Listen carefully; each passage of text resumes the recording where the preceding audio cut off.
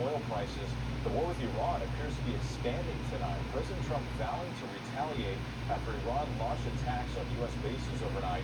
And now an American tanker has been struck by a drone in Egypt. And Saudi Arabia is entering the fight in Iraq. Here's ABC's chief White House correspondent, Barry Bruce. President Trump had hoped a brief pause in fighting would jumpstart negotiations. But tonight, the war with Iran only widening. Iran overnight firing on American bases in Jordan, an attempted surprise attack, which the U.S. deflected. But today, an American-owned tanker in Egypt seems smoldering after being hit by a drone. And Saudi Arabia now entering the fight, joining the U.S. to fire missiles at Iranian-backed militias in Iraq.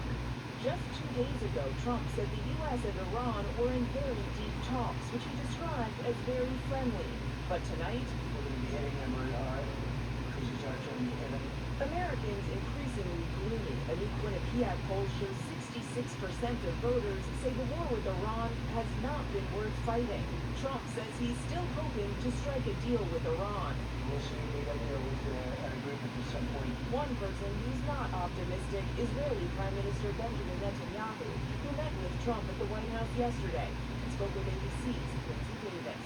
You said this yesterday that you think that a diplomatic solution is unlikely.